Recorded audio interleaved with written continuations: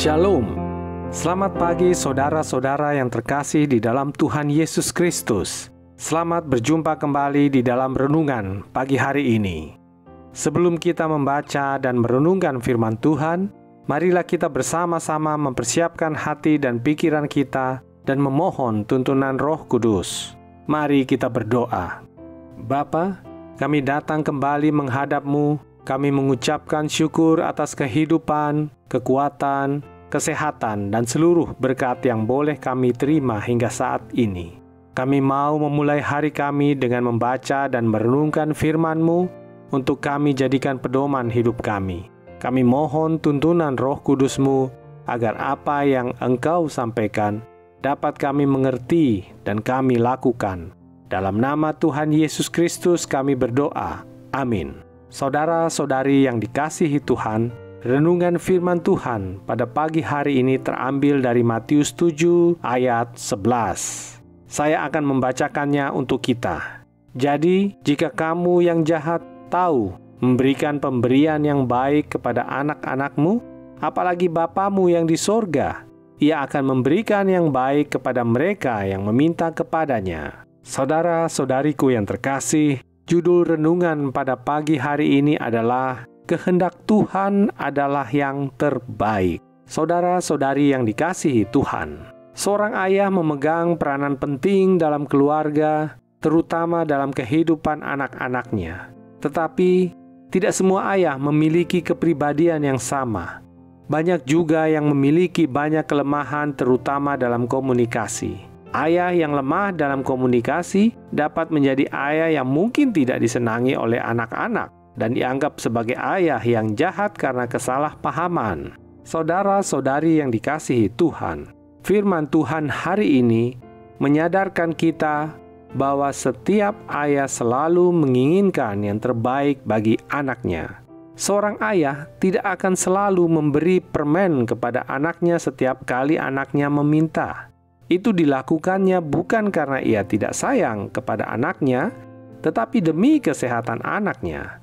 Seorang ayah pasti mengatakan tidak jika anaknya yang masih di bawah 17 tahun ingin belajar mengendarai mobil. Itu bukan karena ayahnya tidak menyayanginya, tapi justru sebaliknya. Ayah menolak permintaan anaknya karena itu belum waktunya, karena itu demi keselamatannya. Nah, kalau ayah di dunia ini, yakni ayah jasmani kita, menginginkan dan memberikan yang terbaik bagi kita, pastilah Bapa kita yang di surga jauh lebih baik.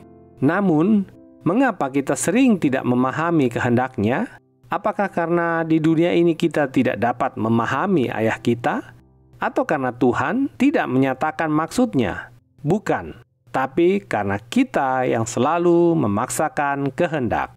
Saudara-saudari yang dikasihi Tuhan, saat kita meminta sesuatu dalam doa, kita memaksa bahwa itu harus dikabulkan dan harus dijawab segera.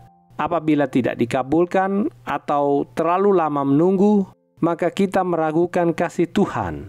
Saudara-saudaraku yang terkasih, tujuan Tuhan adalah jelas, yakni agar kita memperoleh keselamatan kekal.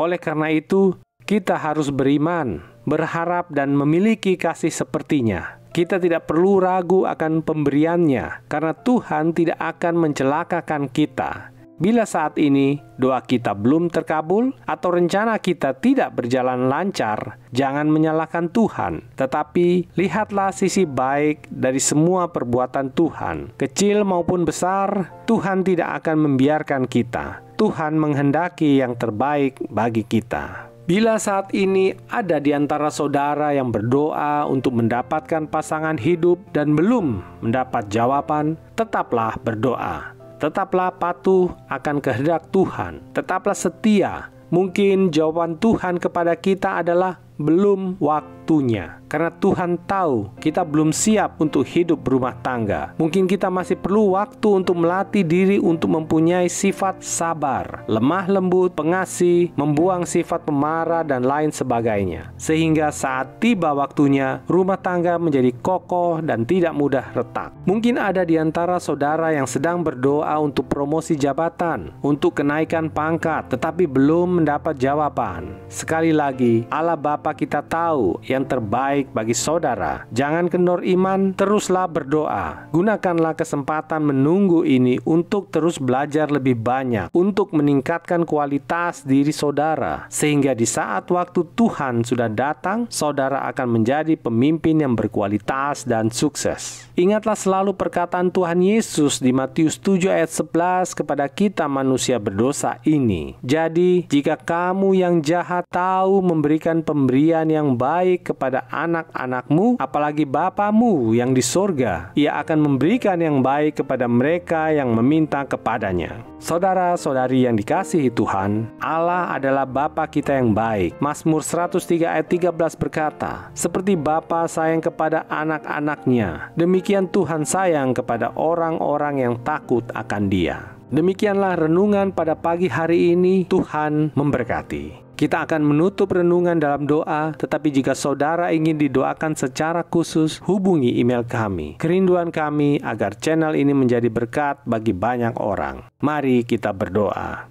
Bapa, kami bersyukur untuk firman-Mu yang telah kami dengarkan. Engkau telah menyadarkan kami bahwa kami sering tidak memahami kehendak-Mu dan menyalahkan Engkau dalam segala kegagalan, kekecewaan, dan kemunduran yang kami alami. Ampuni kami Bapa, dan baharuilah kami dalam Roh Kudus-Mu. Berikanlah kami hati yang mau berjalan sesuai dengan kehendak-Mu, sehingga kami tetap percaya dan berharap kepadamu, walau kami berada dalam keadaan yang tidak baik. Kami serahkan ke dalam tangan pengasihan-Mu seluruh kehidupan kami, saudara-saudara kami, seluruh umat Tuhan, para pemimpin gereja, hamba Tuhan, serta para pemimpin negara kami. Lawatlah kami masing-masing ya Bapa, pribadi lepas pribadi, untuk dapat menjalankan kehidupan yang memuliakan nama-Mu seturut kehendak-Mu.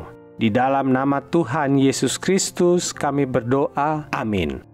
Saudara-saudara, mulailah harimu. Kiranya kasih dan anugerah Tuhan senantiasa melimpah di dalam kehidupanmu, dan muliakanlah Tuhan di dalam setiap aktivitasmu, dan jadilah saksi hidup bagi firman-Nya. Roh Kudus menyertai kita semua. Sampai berjumpa kembali di renungan berikutnya. Tuhan Yesus memberkati.